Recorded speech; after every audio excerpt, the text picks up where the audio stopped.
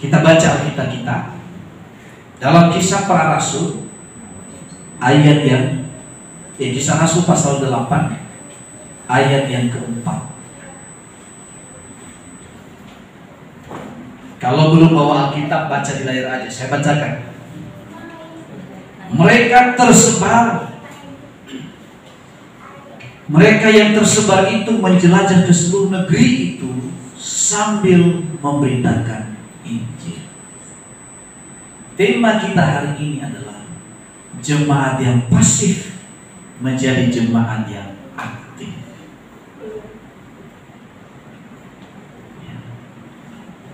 Jemaat yang pasif menjadi jemaat yang aktif. Menjadi jemaat yang pasif itu memang enak, nyaman. Karena kalau kita baca pasal sebelumnya, pasal 7, jemaat mula-mula ini mereka luar biasa mengalami mukjizat. Yang buta melihat, yang tuli mendengar, dan kalau ada orang yang kekurangan diberi makan. Kalau ada yang menjual tanah, jual rumahnya, mereka letakkan di bawah kaki rasul-rasul dan membagi-bagikan. Enak kan? Tapi celakanya jumlah orang miskin bertambah banyak.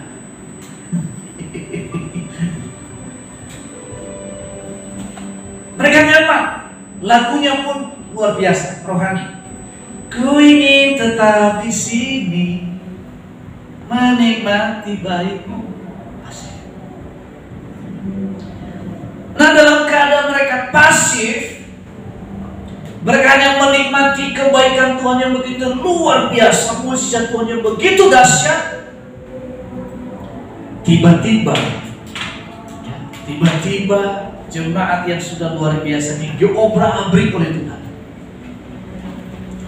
yaitu diizinkan penganiayaan yang begitu luar biasa, dan akhirnya mereka menjadi kocar-kacir. Tahu kocar-kacir? Lari tanpa tujuan. Bayangkan kalau saudara dikejar anjing. Anda tahu gak tujuan lari? Siapa yang pernah dikejar anjing di sini? Waktu saya SD saya pernah dikejar anjing, sempat gigi juga, saudara. Waduh, kalau dikejar anjing itu panik. Pernah digigit anjing? Sering? Kasihan gitu. Waduh, waktu saya sekolah dulu, saudara, waktu SD, ada daerah yang kami lalui itu ada anjingnya, galaknya bukan main. Itu kita udah siapkan kayu, dan anjingnya ini gak takut. Sampai kita lari terbirit-birit. Nah, jemaat Yerusalem itu mereka mengalami ketakutan karena mereka dikejar-kejar, mereka dianiaya. Dan salah satu yang menganiaya mereka seorang pemuda yang cerdas, yang melakukan hukum Taurat tanpa cacat, yang bernama Saulus. Wah, luar biasa. Kenapa Tuhan izinkan mereka dianiaya? Tadi penyembahannya udah bagus, kayak penyembahan kita tadi keren kan? WL-nya sampai ulangi lagunya, mantap. Memang Nyonya Mandu itu dahsyat. Haleluya. Sebetulnya suaminya lebih dahsyat.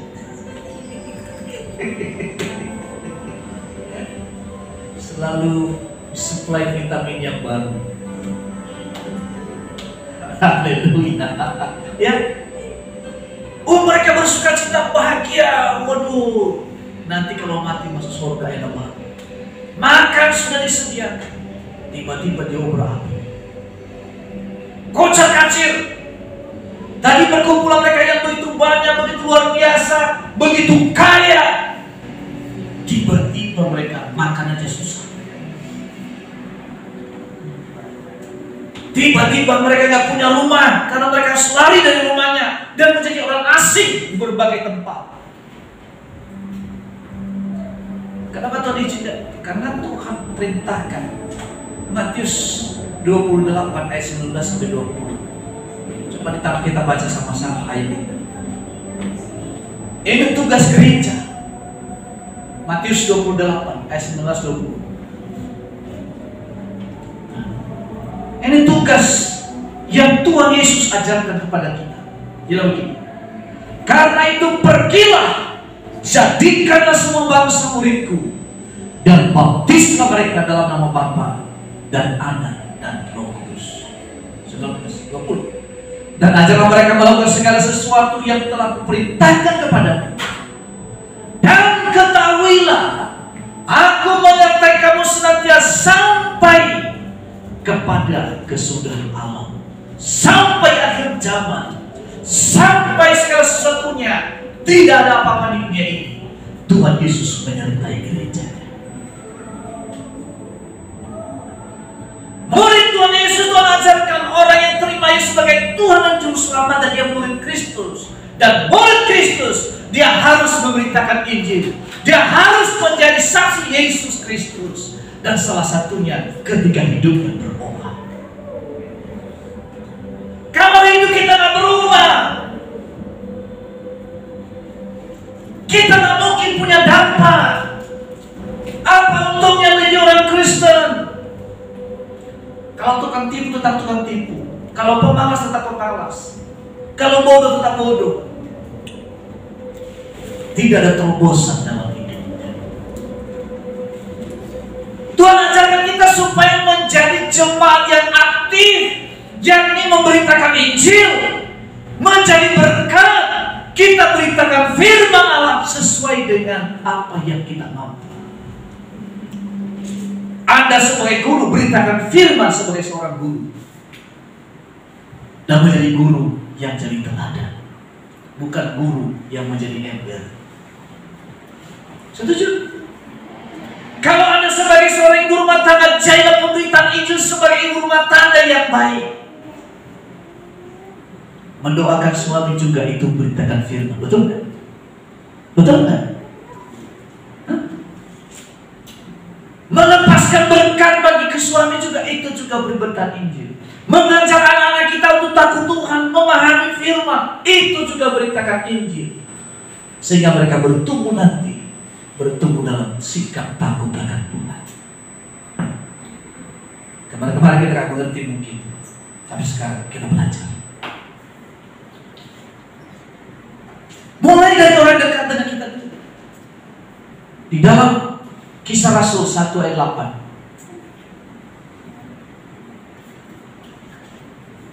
Di sana diceritakan, kamu akan menerima kuasa.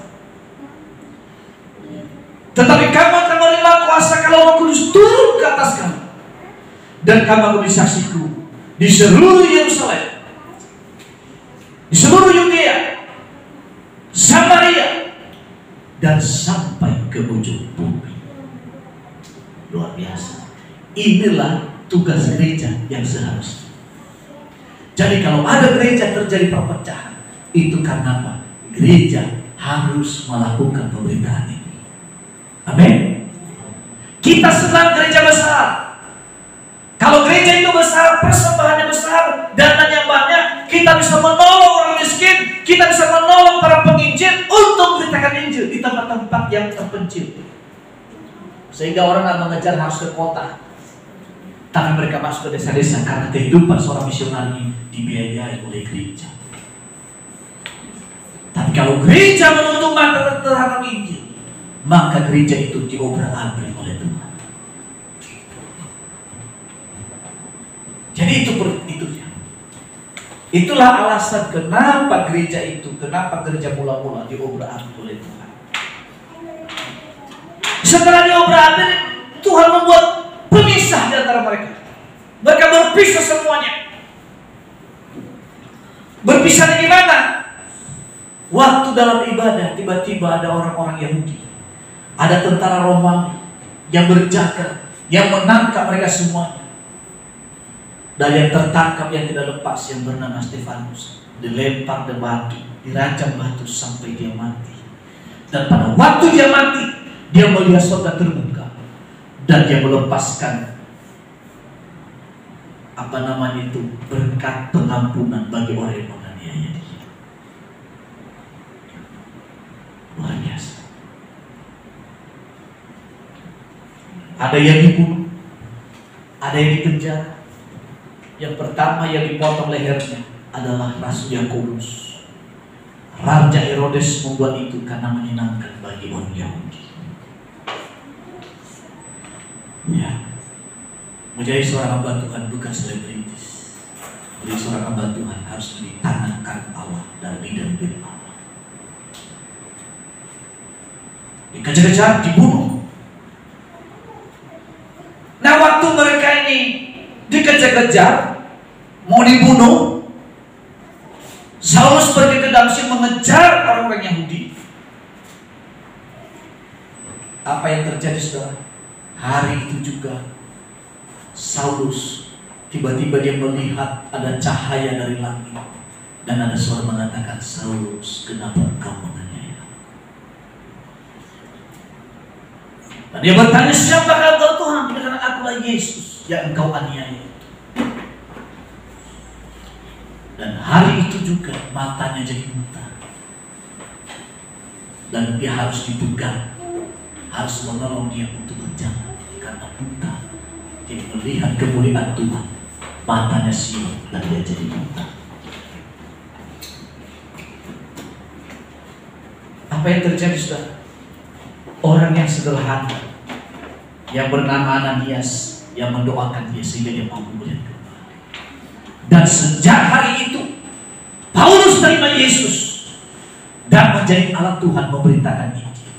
Meskipun 14 tahun baru bisa diterima dia oleh para rasul-rasul, karena orang takut, karena orang kenal dia orang yang kejam, yang membunuh dan menganiaya, baik laki-laki maupun perempuan. Sehingga para rasul tidak berani menerima Paulus bagian dari jemaat. Tapi selama 14 tahun itu dia memberitakan Injil. Dan salah satu diberitakan Injil di Roma, di Efesus, di Filipi, di Korintus, di Roma. Dan pemberitaan Injil di nomor Paulus itu seluruh Asia kecil kenal Yesus sebagai Tuhan dan Juru Selamat. Itulah cara Tuhan bekerja. Pada waktu gereja itu menjadi aktif. Amin. Harus menjadi aktif. Ya. Lalu selanjutnya, saudara kasih Tuhan, berita kabar baik diberitakan di seluruh dunia, yakni di mana Filipus itu melakukan mukjizat. Apa itu?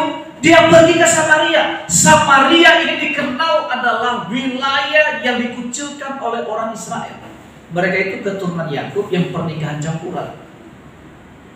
Nah, bagi orang Yahudi pernikahan campuran itu tidak boleh, dan mereka harus disingkirkan, harus dikucilkan dari antara orang Israel. Dan mereka punya tempat di namanya Samaria. Nah, di sana Filipus melarikan diri dan dia beritakan Injil di sana. Mukjizat terjadi, kesembuhan terjadi, pemulihan terjadi, dan banyak orang menerima Yesus sebagai Tuhan dan Juru Selamatnya.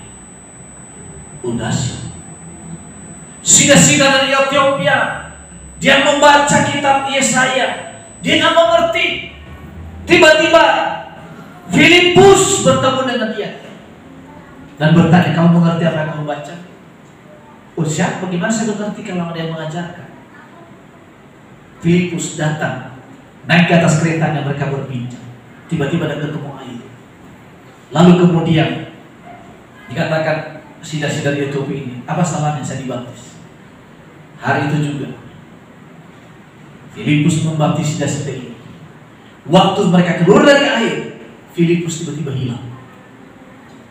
Hilang itu pergi ke sebuah tempat yang lain. Wah, luar biasa. Orang yang disertai oleh Roh Kudus adalah orang-orang yang aktif, dan dia akan punya pengalaman pribadi yang luar biasa dengan Tuhan. Anda pengen punya pengalaman pribadi dengan Tuhan? Jadilah pribadi yang aktif. Mungkin Anda nggak pandai memberitakan firman, tapi Anda bisa mengatakan, hey, bertobatlah sebelum terlambat. Bisa kan? Lebih. Ke gereja dong kamu. Pokoknya pakai sekemampuan.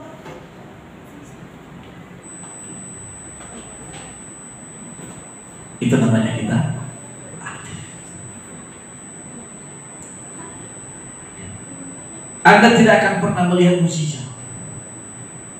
Anda tidak pernah melihat tanda-tanda heran kalau Anda hanya pribadi yang pasif.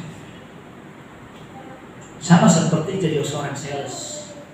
Walaupun Anda dilatih menjadi sales yang baik, bagaimana menawarkan misalnya bisnis properti, susah loh menjual properti. Kalaupun orang mau, tapi belum tentu setuju bank, betul tidak? Gitu kan? Kita sudah tawarkan. Tapi banyak orang yang kaya raya menjadi sales properti. Tapi banyak orang juga yang patah semangat karena tidak ada yang beli. Kenapa ada yang sukses menjadi sales properti, ada juga yang gagal? Oleh karena apa? Ketika ada penolakan, ketika ada kegagalan sekali, 2 kali, 3 kali, mereka putus asa dan berhenti. Tapi ada orang yang ditolak berkali-kali, gagal berkali-kali, dia terus berjuang dan akhirnya menjadi orang yang sukses. Oleh karena apa? Dia punya prinsip, apapun yang terjadi, cita-cita saya yang utama dari penolakan itu. Amin. Amin Bapak Ibu. Aktif. Saya itu belajar dari pribadi seorang Prabowo. Kita jujur ini ya. Dia berkontestasi 20 tahun untuk jadi presiden. Pertama jadi wakil presiden kan. Terus kemudian kalah dengan Jokowi 2 kali. Nah ini yang keempat kali bertarung. Nah kali ini strateginya bagus. Dia mendekat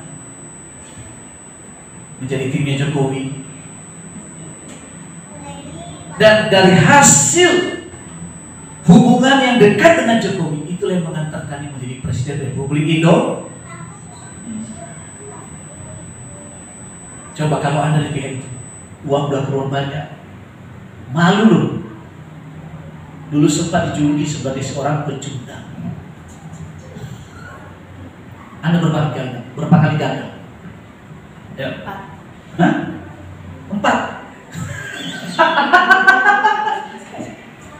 Anda berapa kali? Jangan pernah putus asa, terus berjuang. Amin. Ya. Karena melalui kegagalan itu kita memiliki strategi baru. Dari kegagalan itu kita belajar dari kesalahan kita. Jangan bangga dengan kekalahan, tapi banggalah Anda belajar dari kegagalan, supaya lebih baik. Dan akhirnya akan terjadi seorang Prabowo yang umur 72 tahun bisa menjadi Presiden Republik Indonesia. Kalaupun misalnya hanya 2 tahun memerintah, tercatat namanya Presiden Republik Indonesia yang ke-8 ya? Hah? Jokowi ke-7 kan? 8 ya? Ke-8 ya? Megawati hanya tercatat 2 tahun, 2,5 tahun, tapi tetap tercatat sebagai Presiden Republik. Nanti kalau udah pensiun punya dikasih rumah gratis, gaji per bulan itu 30 juta loh, gaji mantan presiden, plus ajudannya lengkapi pas pampres. Kenapa? Karena tidak pernah berhenti untuk berjuang. Ya. Dan di sisi lain kita belajar dari Prabowo. Namanya dari Jokowi, menabur. Orang menghujat, menganiaya, menghina, dia balas dengan hal yang positif, merangkul, menolong. Apa yang terjadi? Apa yang dia takut? Anaknya menuai menjadi wakil Presiden Republik Indonesia. Jadi kalau Anda menabur, tidak pernah sia-sia. Bisa hari ini, bisa besok, bisa kapan saja. Pribadi kedua tokoh ini mengajarkan kita untuk menabur hal yang baik, merangkul orang yang baik kepada kita, maupun juga yang jahat kepada kita. Bukankah itu ajaran Tuhan Yesus? Berbuat baiklah bagi musuh. Jika seteru makan, beri dia makan. Ya. Jadi kalau saudara selama ini Anda sakit hati sama saya, mungkin tersinggung sebenarnya, jangan lupa Pak, ajak saya makan. Itu firman Tuhan. Iya. Oh, kemarin Pak Petrus nyinggung saya. Nah, ingat tuh. Ingat tuh. Jangan lupa. Ya, kau saja ya restoran Padang lumayan. Jadi kalau makin banyak saya tegur saudara sakit hati, nah, sejauh itulah ada traktir saya makan. Iya kan? Supaya Anda terima seperti berkatnya Jokowi.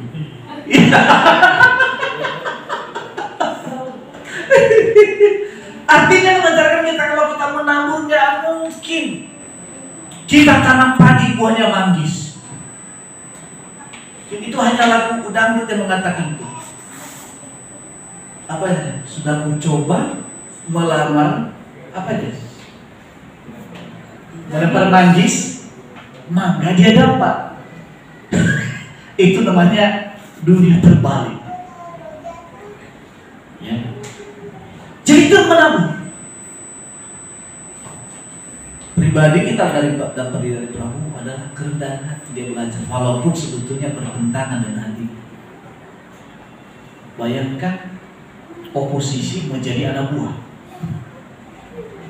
ya kan? Nggak ada apa. Tapi itu mengajarkan kita bahwa kalau kita punya kerendahan hati, kita juga menjadi pusat perhatian oleh perhatian Tuhan dan perhatian banyak orang.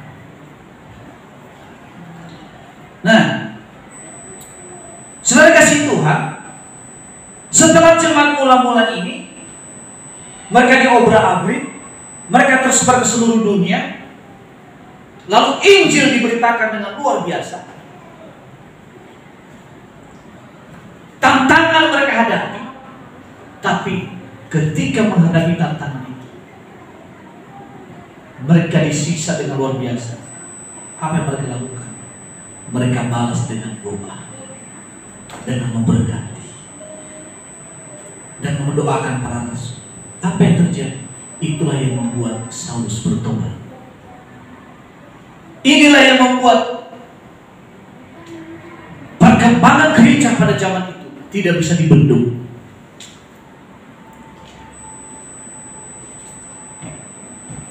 Mereka terus mengobarkan ajaran tentang Yesus.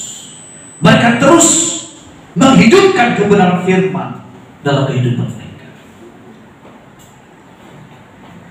Mengajarkan nilai pengorbanan dalam menyebarkan pesan kebenaran kepada banyak orang. Tapi mereka lakukan itu. Apa itu mereka lakukan? Mereka menceritakan tentang Yesus bahwa tidak ada keselamatan. Tidak ada keselamatan di bawah kolongan ini selain daripada nama Yesus. Itu yang mereka beritakan. Kalau hari ini Anda belum pernah beritakan Injil, mulai belajar dari sekarang. Saya punya kerinduan ke depan kita diskusi firman khusus bicara tentang keselamatan. Itu dasar firman Tuhan melalui podcast. Ternyata sekarang YouTube itu udah seperti Zoom ya. Udah pernah coba nggak? Kemarin sudah coba itu. Jadi bisa interaktif ngobrol. Jadi Pak Egor ada di Bekasi, Bang Sabar di di Kalibata, Cipinang Bali Pak Joko, Pak James ada di Kramasentiau. Bisa satu video kita YouTube ngobrol pemuritan. Dan tidak ada sinyal yang terganggu, agak bagus. Nah, saya punya kerinduan ke depan kita bikin itu, kita diskusi. Ya. Yang kita diskusikan apa? Bukan masak nasi goreng, tidak. Kita bicara dasar firman Tuhan dan keselamatan. Setidaknya untuk dirimu sendiri kamu bisa tahu firman. Yang kedua untuk keluargamu, kamu bisa berceritakan dasar keselamatan. Kayak nggak mungkin kita masuk surga sendiri, kita perlu keluarga juga masuk surga. Gak peduli agamanya apa, kita hanya menceritakan, mau terima atau tidak, itu urusan. Ya kan? Saya banyak memberitakan Injil di luar orang Kristen. Karena mereka memulai. Saya kan berikan testimoni. Mereka komentar di YouTube saya. Mereka komentar di Facebook saya. Ayo kita diskusi. Siapakah Yesus? Meskipun hari itu dia belum terima Yesus, suatu waktu Roh Kudus ingatkan dia. Ketika dalam kesesakan, Roh Kudus ingatkan dia, berdoalah dalam nama Yesus. Walaupun banyak orang Kristen tidak jadi teladan, banyak orang Kristen jadi batu sandungan, tapi setidaknya ketika ada anak Tuhan yang beritakan Injil, sewaktu-waktu dia akan ingat itu, dan dia menjadi orang Kristen bukan karena orang Kristen lebih baik dari karakternya, tapi karena dia mengalami perjumpaan dengan Tuhan secara pribadi melalui firman yang pernah dia dengar. Amin.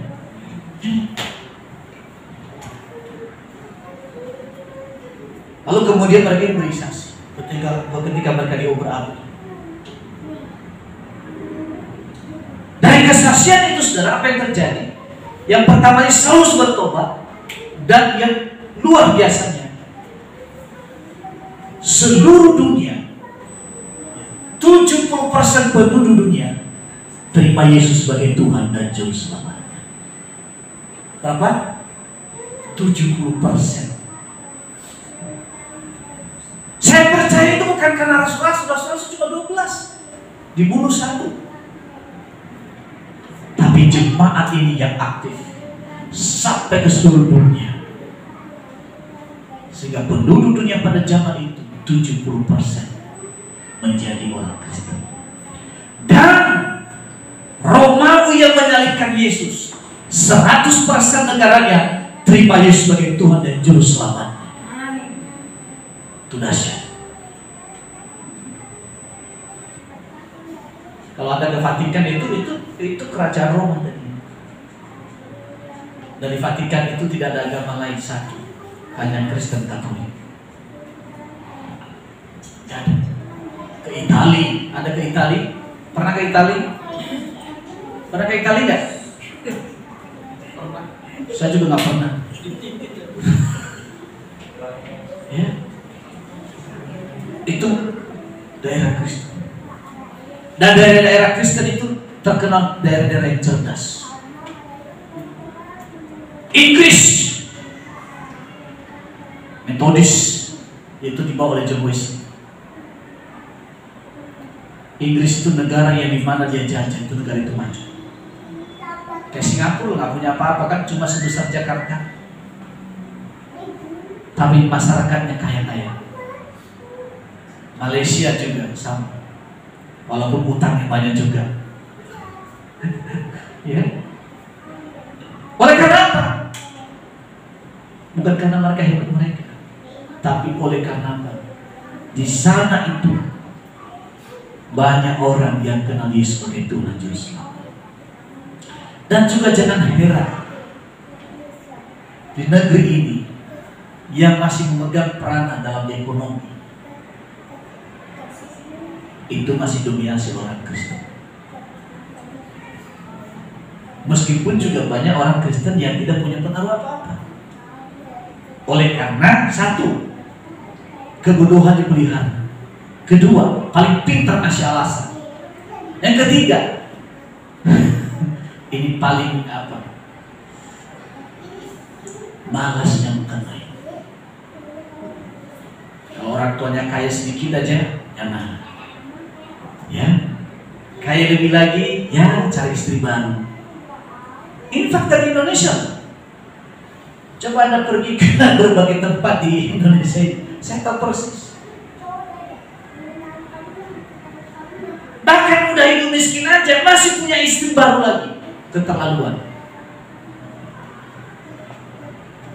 Saya gemes.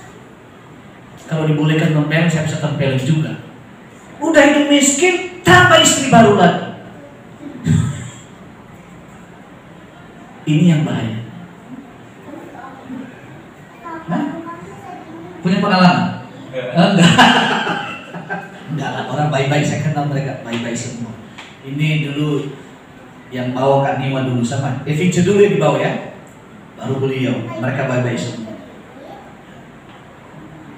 Dia pacaran sama satu orang dan nikah sama satu orang. Dan saya berdoakan untuk selama-lamanya juga. Ya, sekali dan untuk seterusnya. Masa lalu gak ada pulsa. Masa depan itu yang terpenting. Amin. Nah, kemudian saudara kasih Tuhan, bagaimana mereka berubah? Apa tandanya orang yang bertobat? Yang pertama, di Korintus itu ada yang menikah dengan ibu kandungnya. Bukan menikah sebetulnya, tidur dengan ibu kandung. Itu di Korintus. Waktu gereja masuk di sana, Rasul Paulus masuk ke Korintus, hamba Tuhan yang menang, tidak boleh. Itu ibumu, meskipun ibu tirimu sekalipun, tetap itu istri bapak, tidak boleh. Nah, berapa banyak waktu itu keluarga Paulus harus pisah-pisahkan, harus bereskan pernikahan mereka.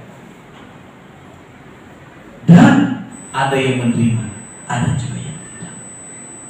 Dan mayoritasnya menerima. Itu apa? Siap meninggalkan dosa perzinahan, dosa kenajisan, dosa percabulan pada zaman itu. Mereka tinggalkan. Dan hidup mereka bertobat. Artinya ada perubahan di sana. Lalu kemudian mereka mulai belajar firman Tuhan. Itu namanya pemerintah. Bukan komunitas ya, beda ya. FA dengan pemerintah beda. Kalau bicara pemerintah, dasar-dasar firman Tuhan itu disebut sekolah orientasi melayani. Saudara kasih Tuhan, mungkin kita belum seperti mereka ini. Tapi saya selalu mengatakan kalau ada diskusi ke saya, Pak dosa saya itu dosa saya, begini dosa saya begini. Bagi saya sederhana, kamu harus punya target dalam hidup. Tuhan, saya tahu saya orang berdosa, tapi saya punya target sampai ke titik ini, saya bertobat, saya tinggal. Itu yang terpenting. Selalu saya ajarkan, karena yang saya layani kan tidak hanya orang baik-baik, banyak orang yang kacau-kacau juga. Saya ajarkan, saya tahu, pokoknya hari ini begini, enggak. Saya akan proses. Yang penting punya niat berubah dan punya target dalam hidup. Dan target itulah kamu harus pegang teguh. Pada waktunya hidupmu akan diubah oleh Tuhan dengan cara yang luar biasa. Karena kalau saya patahkan langsung kan kabur, betul nggak? Nah, tapi itulah caranya. Nah, apa yang harus apa? Saudara kasih Tuhan. Kalau di zaman kita sekarang ini nggak mudah beritakan ini. Ada undang-undang. Menafsirkan agak apa? Kitab agama lain itu dosa. Itu pidana. Memberitakan Injil di luar Kristen itu juga bisa pidana hari ini. Tapi sekarang medsos sudah luar biasa berkembang kan? Anda bisa memberitakan Injil di luar orang Kristen melalui medsos, bisa nggak? Bisa. Yang penting jangan maki-maki. Bisa Anda memberitakan firman dengan diskusi dengan orang, bisa. Saya banyak diskusi dengan orang-orang itu juga. Undang-undang ini ya, tapi itu jangan alasan. Tapi beritakanlah firman dalam situasi apapun. Pernah ada orang saudara di perumahan kami, ngajak saya berantem. Ya dalam mantan kita sih ya, waktu itu kita nggak marah, kita lepaskan doa kayak berdosa Bulesti. Tak lama kemudian kami dapat berita, ini dari pemerintah kena sanksi dan tidak bisa dipercaya lagi sebagai A dan B. Saudara, itu kan cara Tuhan bekerja. Kita nggak membalas dengan mengutuk, tapi kita balas dengan doa. Tapi dengan itu, dalam proses tidak lama, saya percaya hati nurani Ibu ya, ada orang yang saya sakiti di belakang. Ya, saya ingat banget saya. Yang tadinya dipercaya, tiba-tiba dicabut kepercayaan. Makanya kalau kita, makanya sekarang saudara, saya hati-hati kalau ngomong sama orang, itu kan berbahaya. Saya nggak sembarangan ini terjadi sama orang, itu kan dampaknya bahaya. Nah, saya belajar menguasai jangan mengutuk. Kalau kita mengutuki, kita ngambil bagian Tuhan kan, dan bisa orang itu bahaya. Tapi kalau Tuhan yang bekerja, nah itu yang terbaik. Yang penting saya nggak mengutuki. Ya. Nah, saudara kasih Tuhan, negara kita memang ada undang-undangnya. Makanya Muhammad Kecil di penjara kan, walaupun yang lain-lain itu bebas berkeliaran. Ya betul kan? Yang lain bebas berkeliaran kan, nggak ditangkap. Tapi jangan coba-coba orang Kristen melakukan itu ya. Boleh, tapi dengan cara yang berbeda. Boleh dengan cara yang berbeda. Kalau ikuti gaya-gaya mereka, itu dipancing saudara supaya terpancing. Dengan terpancing itulah dasarnya menjadi pidana. Ada apalagi teman saya juga tuh dari gereja Ortodoks. Ditangkap juga, walaupun yang sebetulnya dia hanya menjelaskan ketika kekristenan dihina-hina, hanya menjelaskan ini loh ceritanya. Tapi ya dilaporkan, masuk penjara, sampai hari masih masuk penjara. Artinya kita harus pakai cara yang berbeda. Kecuali misalnya di Eropa beda, bebas berpendapat, bebas berekspresi, bebas juga membantah. Kalau kita membantah pun juga belum tentu aman. Oleh karena itu, pakai cara yang berbeda. Jadi seperti ular, tulus seperti merpati. Beritakan firman dengan cara yang bijaksana. YouTuber perlu beritakan firman Tuhan. Meskipun nggak buka ayat sekian, pasal sekian, tapi pesannya di sana ada pesan keimanan pada Kristen, kekristenan. Amin.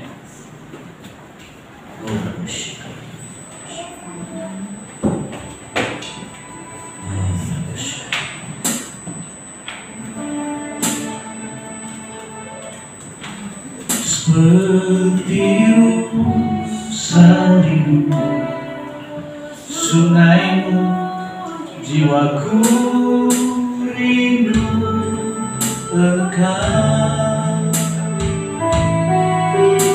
Kalahku asa, hatiku